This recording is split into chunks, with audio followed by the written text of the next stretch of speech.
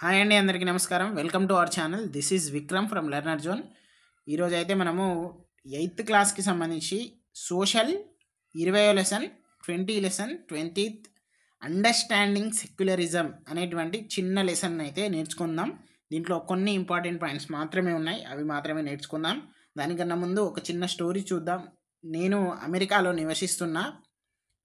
అక్కడ అమెరికా అంతా కూడా క్రిస్టియానిటీకి సంబంధించినటువంటి దేశం అది. నేను హిందువుని, అలాగే ముస్లింని అనుకోండి, హిందూ లేదా ముస్లిం.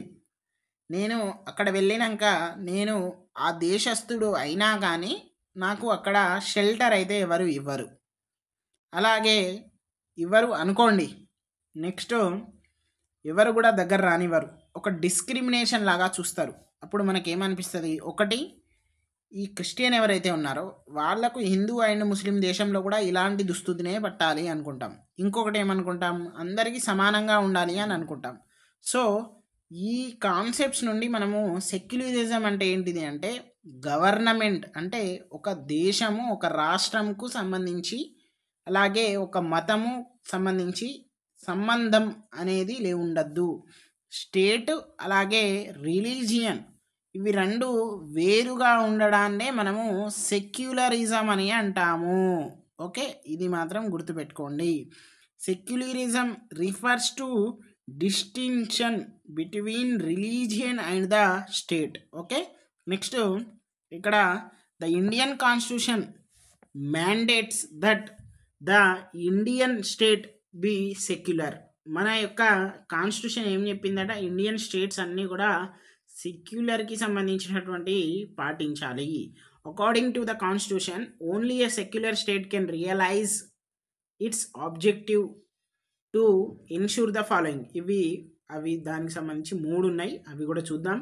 First one, that one religious community does not dominate other. నేను హిందువును, నువ్వు ముస్లింవి, ఇంకొకడు క్రిస్టియన్ ఉన్నాడు. మన ముగ్గురులో చూసుకున్నట్లయితే ఎవరు మతం డామినేషన్ లేదు, అందరికీ సమానంగానే ఉండాలి. ఓకే, ఎవరి దైవం వాళ్ళకు గొప్ప.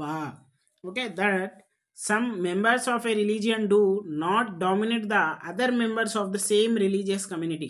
ఇప్పుడు మన హిందూస్లలో, మన ముస్లిమ్స్లలో, మన క్రిస్టియన్స్లలోనే విభేదాలు, వర్గాలు ఉంటాయి. అలా ఉండద్దు, డామినేషన్ అనేది ఉండద్దు అని చెప్పడం జరిగింది. సెక్యులర్కి సంబంధించినటువంటి functions or something points to be represent as secular state అనేటువంటి దాని గురించి నేర్చుకుంటున్నాం. Okay, that the state does not enforce any particular religion or individuals nor takes away the religious freedom of individuals. ఎవరిని మనము ఎలాంటి స్టేట్ కూడా interfere కావద్దు రిలీజియస్లలో. State అనేది ఒక అందరికీ సమానంగా, ఫ్రీడమ్గా, అందరికీ గౌరవపదంగా ఉండాలి అని చెప్పడం జరిగింది. నెక్స్ట్ ఇంకొన్ని ఒక 3 అంశాలు ఉన్నాయి. It uses a strategy of distinguishing itself from religion. The Indian state is not ruled by a religious group, nor does it support any one religion. ఇక్కడ ఉన్నటువంటి గవర్నమెంట్ ఏదైతే ఉందో, like state or central, okay, అది మతానికి దూరంగా ఉండాలి.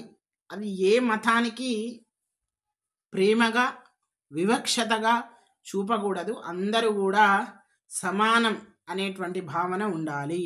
Okay, government places like law courts, police stations, government schools and offices are not supported to display or promote any one religion.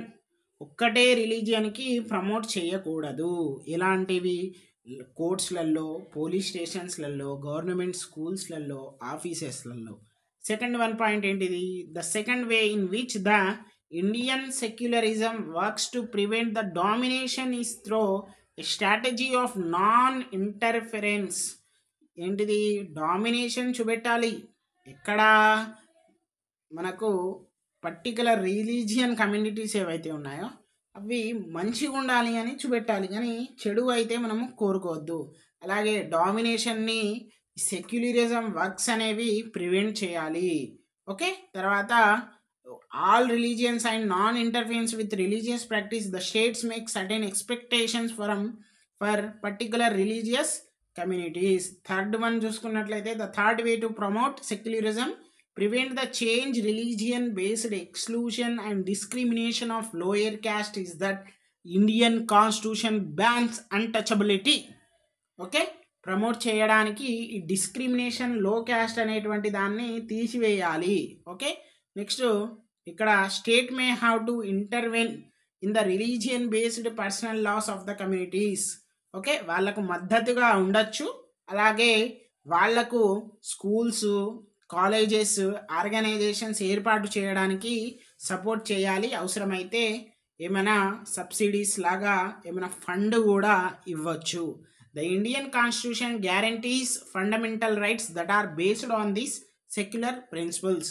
Okay, fundamentals అన్నీ కూడా సెక్యులర్ ప్రిన్సిపల్స్కి అనుగుణంగానే ఉన్నాయి అని చెప్పడం జరిగింది. Next, in February 2004 France passed a law banning students from wearing any conspicuous religious or political signs or symbols such as the Islamic headscarf, the Jewish skull cap or large Christian crosses.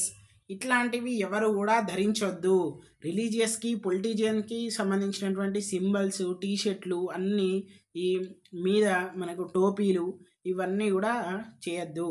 దానికి సంబంధించినటువంటి చూద్దాం. Next, this law has encountered a lot of resistance from immigrants who are mainly from the former French colonies of Algeria, Tunisia and Morocco.